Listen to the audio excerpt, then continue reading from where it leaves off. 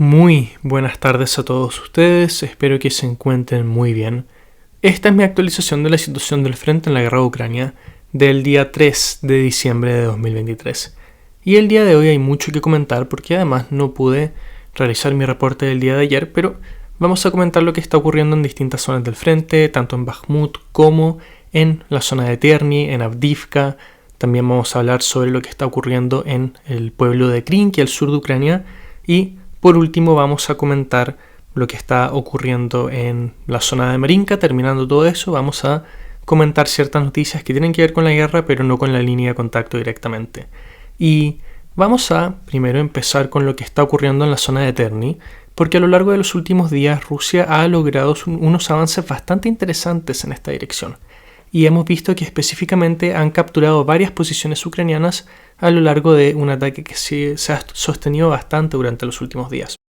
De manera más específica, si es que vamos a lo que muestra Suryak Maps, vemos que primero los rusos lograron este avance inicial de unos cientos de metros en esta dirección, capturando distintas posiciones ucranianas que se habían mantenido por bastante tiempo, y luego vimos que si bien Ucrania logró contraatacar ciertas posiciones rusas al norte, los rusos también lograron seguir avanzando, lo que muestra que esto no fue solamente un avance, sino que fue algo bastante sostenido y que se ha mantenido durante las últimas horas y que efectivamente acá hay una presión activa bastante importante y no es solamente algo de aprovechar un pequeño quiebre o lo que sea, como hemos visto en distintas zonas del frente, esto está siendo bastante sostenido. Y en las últimas horas la información que liberan tanto fuentes ucranianas como fuentes rusas es que la iniciativa del ejército ruso acá se mantiene, la presión se mantiene y se sigue buscando avanzar en esta dirección para quizá eventualmente llegar a lo que son las afueras del pueblo de Terni. Si es que vamos al mapa de los ucranianos, el mapa de Deep State UA, podemos ver más de lo mismo cuando nos vamos a dirección de Terni. Vemos que se ven estos mismos avances. Primero vayamos al 30 de noviembre, vemos este gran avance ruso y luego vemos que Ucrania contraataca al norte y Rusia logra avanzar un poco más al sur. Y así se mantiene la situación en esta área. Ucrania se reporta que ha transferido reservas de distintos sectores, obviamente cercanos a Terni, para afirmar este frente en caso de que Rusia pueda conseguir otro quiebre o otro pequeño avance. Y lo que se ve acá es que efectivamente parece ser que Rusia quiere avanzar en esta dirección y eventualmente llegar a la entrada del pueblo de Terni. Y hay que comentar un poco de por qué es tan interesante este pueblo, por qué es tan importante y cómo se compone la defensa ucraniana en esta zona. Y aquí hay que centrarse en 4 pueblos: Terni, Yampolivka, Zarichne y Torske, que forman más o menos una línea que los ucranianos han ido fortificando, además de obviamente las líneas más delanteras, para tratar de sostener avances rusos. ¿Por qué se forma una línea defensiva acá? Bueno, si es que vemos lo que ocurre detrás de estas ciudades, específicamente detrás de Zarichne, vemos que se presenta la ciudad de Limán, que es muy importante para todo lo que es la logística ucraniana en todo este frente, en todo el bosque de Serebianka que se ve acá abajo, y tal como Kupiansk es una ciudad fundamental para la logística ucraniana en el flanco del noreste, en el flanco de Kharkov, Limán es una ciudad vital para todo lo que es la logística ucraniana en la zona norte de Donetsk. Y también lo fue para Rusia en un momento. Recordemos que Ucrania alrededor de septiembre del año pasado logró recapturar Limán en una operación que, junto a la captura de Kupiansk, obligó a los rusos a ceder mucho territorio, algo que, bueno, me imagino que quienes siguen esta guerra hace bastante tiempo saben exactamente de lo que yo estoy hablando. Y acá hay que comentar por qué, la importancia de este frente. Primero que nada, volver a pincelar lo que estábamos comentando del bosque de Serebrianka. El bosque de Serebrianka ha sido el foco de combates muy importantes a lo largo de esta guerra. Ucrania en un momento, hacia finales del año pasado, lanzó una ofensiva en esta dirección, en dirección a Kremina, pero justo llegaron estas tropas movilizadas rusas que lograron frenar el avance ucraniano, y de ahí hemos visto que Rusia prácticamente desde ese entonces ha ido avanzando de manera muy lenta, muy esporádica también a lo largo de toda esta zona y tratando de avanzar en esta dirección, pero esta captura de Limán puede eventualmente terminar interrumpiendo de manera bastante drástica todo el apoyo ucraniano en dirección a Serebrianka, lo cual puede permitir a Rusia tener mayores facilidades en lo que es avanzar a lo largo de este bosque que bueno, los combates en este bosque son extremadamente duros, son extremadamente intensos, hay mucha artillería y hay muchas bajas por ambos bandos. De hecho, el mapa acá no muestra muy bien la situación del bosque de Srebrenica, pero hay imágenes satelitales que nos muestran cómo ha cambiado la situación de este bosque. Quiero que vean esto de acá. Se ve como zonas de este bosque prácticamente han sido convertidos en, bueno, no sé cómo describirlo, como un campo abierto prácticamente debido a al constante uso de artillería, de armas cortas, de municiones de tanques, etc. Todo ha hecho que grandes partes de este bosque prácticamente hayan desaparecido. Pero de igual manera hay un montón de fortificaciones, trincheras de ambos bandos en esta zona, lo cual hace que avanzar para cualquiera de los dos bandos sea muy difícil. Pero como acabo de comentar, eventualmente amenazar Limán y obligar a Ucrania a tener que quizá en un futuro abandonar esta ciudad puede significar mayores avances rusos en toda esta zona de Srebrenica, que ha sido el foco de combates muy duros. Pero lo más interesante es si nos vamos un poco más atrás, y es que Limán te abre la ruta hacia Slaviansk y Kramatorsk, que son las ciudades más importantes que mantiene Ucrania en el Donbass. Sabemos que este es el objetivo a largo plazo de Rusia, terminar capturando todo el Donbass, y para hacerlo necesita tanto Kramatorsk como Slaviansk. Y vemos que, si es que podemos ver acá en el mapa, que efectivamente Rusia ya ha estado presionando en dirección a esta zona desde Bakhmut, pero siempre se ha comentado que Rusia va a querer avanzar hacia estas dos ciudades en dos pinzas, una que venga desde la dirección de Limán y otra que venga desde la dirección de Bakhmut. Y acá hay dos puntos fuertes. En la dirección sur está Chasiv Yar, una ciudad de la que ya hemos comentado y vamos a comentar un poco después en el video de hoy, y el segundo es Limán. Capturar Limán para los rusos puede eventualmente ayudar a realizar un colapso o una presión muy intensa a lo que es todo el flanco del noreste de la ciudad de Sloviansk, una de las ciudades más importantes que va a tener Ucrania en toda esta zona. Ahora, esto es algo, yo creo que bastante a largo plazo. Hay que ver, yo creo que acá hay que dividir entre objetivos corto, mediano y largo plazo. Estos ataques rusos a corto plazo probablemente solamente buscan mejorar posiciones. Luego viene toda la dinámica de la ofensiva de invierno que se espera que lance Rusia. Esto ya es un poco más a mediano plazo. Ahí puede ser que Rusia capture Torsk, Sarichne, Terni, si es que tiene éxito y dependiendo de dónde quiera atacar. Quizás si es que hay mucho éxito tomar Limán, pero todo esto de atacar Slaviansk es muy a largo plazo. Recordemos que en esta guerra los avances son muy duros, muy difíciles, tanto para Rusia como para Ucrania.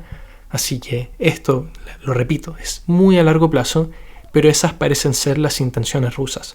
Que lo logren hacer o no, eso es otra cosa completamente, pero esto parece ser la intención y por ende hay que seguir monitoreando toda la situación en esta área y seguir viendo qué está ocurriendo.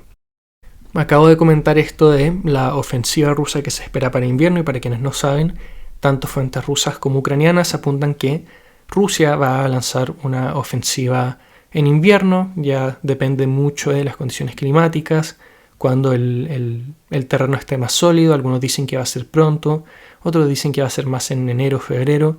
Recordemos que siempre que se ha visto la época del invierno en esta guerra, Rusia ha lanzado una ofensiva, primero la ofensiva inicial del 24 de febrero y luego la ofensiva en dirección a Bakhmut, que inició por lo menos en inicios de enero. Toda esta operación para capturar los pueblos periféricos de Bakhmut ocurrió más o menos en esa fecha. Y claro, como olvidar también lo que fue todo lo de Vuhledar.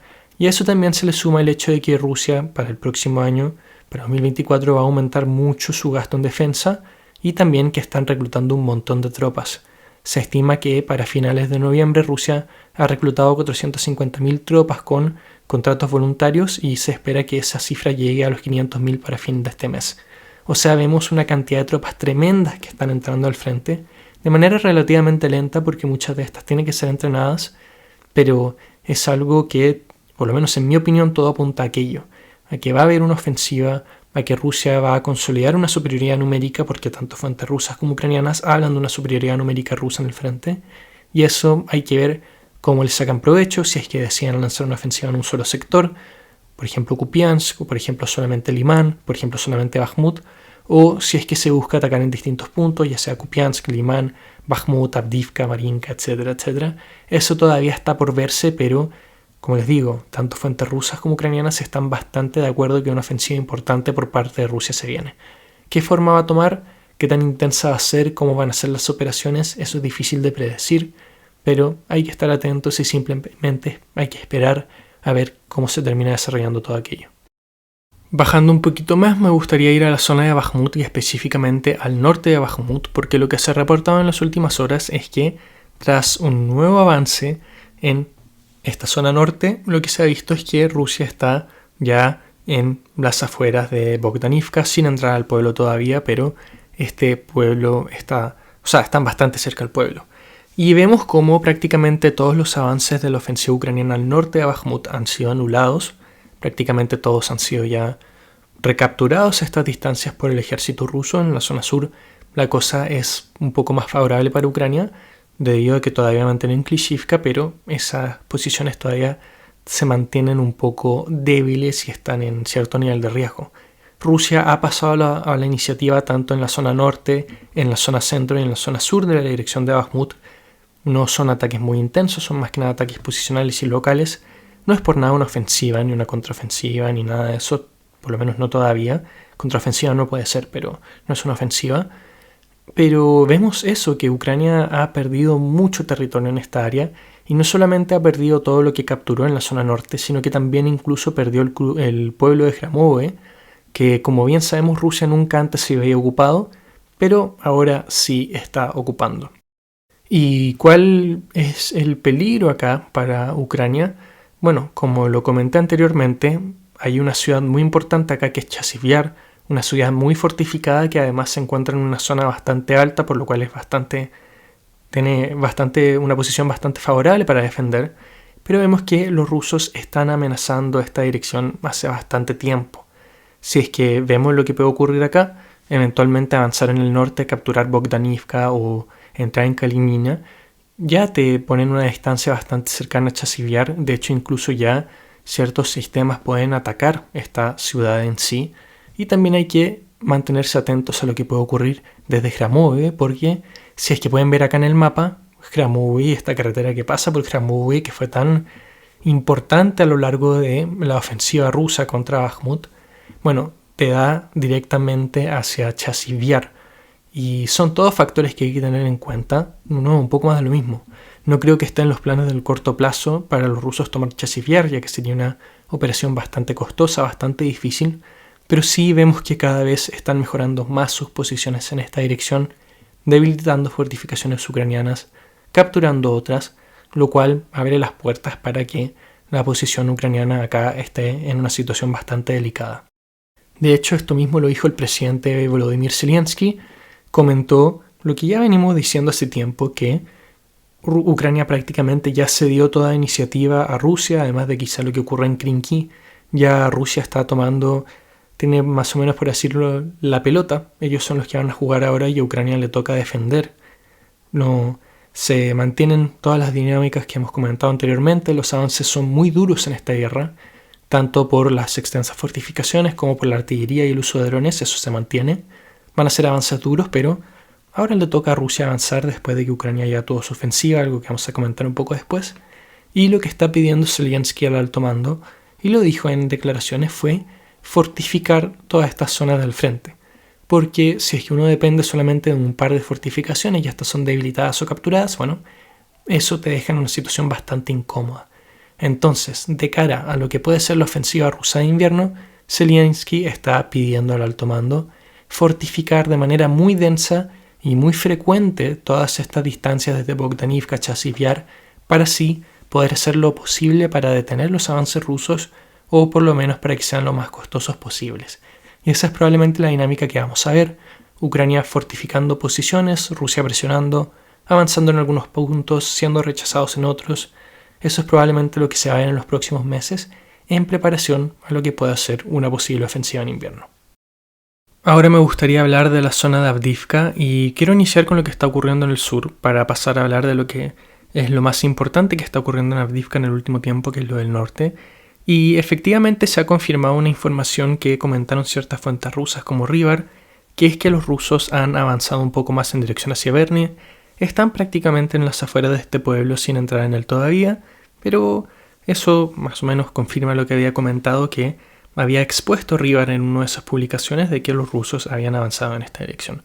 Dicho esto, quiero ir al norte porque acá está desarrollándose lo más interesante, y es que los rusos han vuelto a entrar o quebrar más o menos la línea defensiva ucraniana a lo largo de la línea del ferrocarril y han avanzado en dirección al sur de Stepove. Y lo que comenta, por ejemplo, Suryak Maps, es que Stepove ha sido completamente abandonado por los ucranianos. Ciertas fuentes rusas hablan de que Stepove está bajo control ruso, y lo que muestra el mapa de Deep State UA es que efectivamente los rusos avanzaron, pero que Stepove se encuentra mitad zona gris, mitad control ucraniano.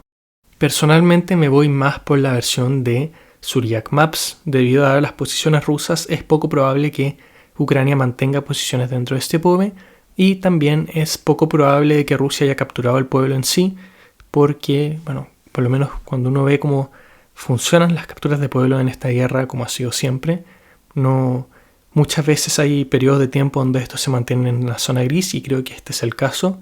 Hay ciertas fuentes ucranianas como Deep State UA que comentan que en momentos Rusia estuvo en el centro de Stepove, pero que estos avances fueron rechazados. Ahí uno puede elegir si es que lo cree o no, porque no liberaron mucha información visual, pero eso es lo que está ocurriendo. Efectivamente, Ucrania ha perdido terreno en esta dirección, y por lo menos yo me voy por la posición de que Stepove ya está en lo que es la zona gris. Y acá es muy interesante lo que pueden hacer los rusos con este avance. En primer lugar, pueden avanzar directamente hacia Verdichi, o también pueden comenzar a presionar la planta de coque desde el norte y no solamente desde el este. Y acá quería mostrarles ciertas imágenes de lo que es la planta de coque, esta zona industrial, la cual es la más importante de Avdiivka. Estas imágenes nos ayudan a ver cómo es la situación en lo que va a ser probablemente uno de los focos más importantes de los combates por Avdiivka, una zona industrial tremenda. De hecho, en algunas imágenes se ve que hay restos de impactos de artillería, de disparos. Acá se puede ver que efectivamente hay ciertos rastros de combate, pero estas zonas fortificadas pueden aguantar mucho. No se ve lo mismo que en otras zonas, como por ejemplo en el mismo Stepove, un pueblo que prácticamente ya no existe y que por ende no entrega mucha cobertura. Bueno, esta zona sí lo hace, y probablemente, siguiendo también lo que han sido los combates por zonas industriales en esta guerra, van a ser combates muy duros con bajas muy grandes por parte de ambos bandos. Y eso es algo que hay que remarcar. Ambos bandos se están perdiendo muchas tropas en todas estas operaciones. Rusia por pasar a la ofensiva, y por todo lo que conlleva eso, pasar a la ofensiva es muy difícil en esta guerra, y Rusia lo está haciendo en distintos puntos, en Kupiansk, en Terni, en Avdiivka, en Marinka, en Bakhmut, etc. Y por otra parte Ucrania, porque a pesar de que puede aprovechar una posición defensiva ventajosa, está teniendo problemas con la superioridad numérica rusa, y también está teniendo problemas con esa abundancia de artillería y de drones que tiene el ejército ruso. Y por eso digo que las bajas en ambos bandos están siendo muy grandes. Obviamente números exactos siempre son imposibles de tener, pero eso es lo que es la situación que se está dando. Es muy lamentable, pero así es la guerra, y estamos lamentablemente en una fase de esta guerra que está siendo muy sangrienta y que va a ser muy sangrienta. Y sobre la zona de Marinka, en mi último video, a diferencia de muchos otros lugares, yo comenté que no había claridad sobre si es que Rusia efectivamente había capturado Marinka, y efectivamente lo que comenté es que tanto fuentes rusas como ucranianas afirmaban esto, que no se podía ni confirmar ni negar que los rusos habían capturado Marinka. Deep State UA, Rybar, Intel Slava, todas estas fuentes comentaron lo mismo.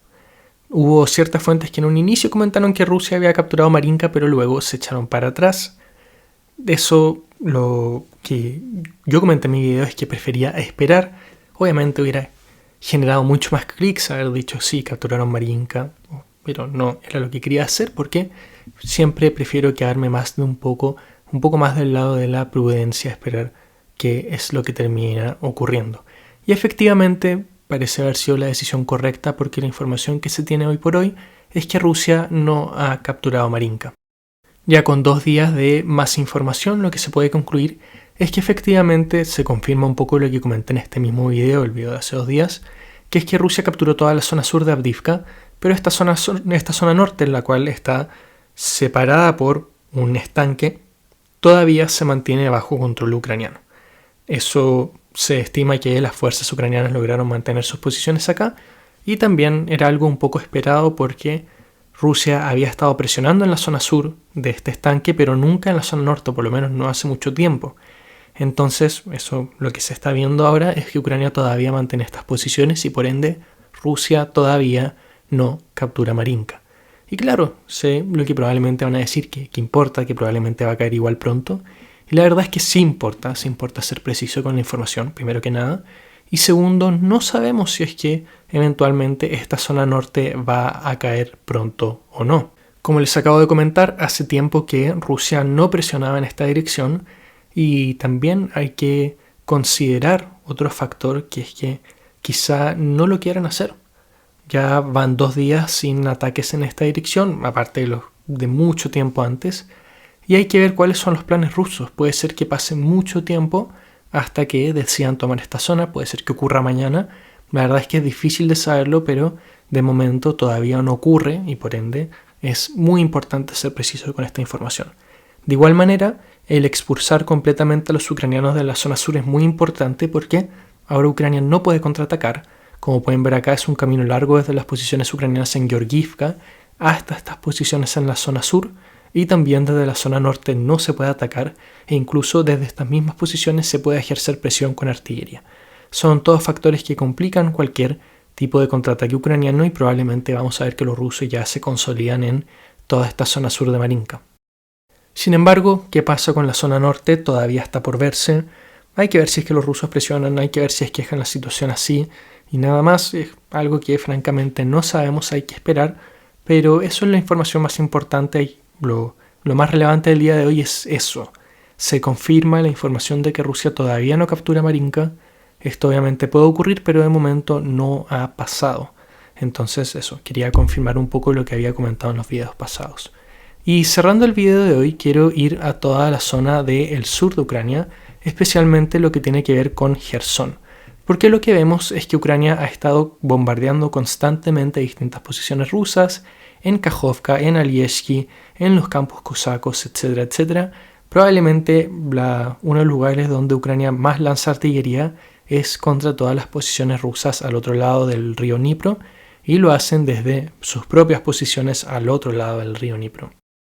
Sobre el pueblo de Krinky en sí, los combates se han reducido drásticamente debido a que hay fuertes lluvias y hay una fuerte neblina que empeora bastante las condiciones climáticas, la visibilidad, el uso de drones, que es algo importantísimo en todo este frente, el uso de artillería, que como bien sabemos es probablemente esta combinación de drones y artillería es lo que más se ve en la zona de Krinky.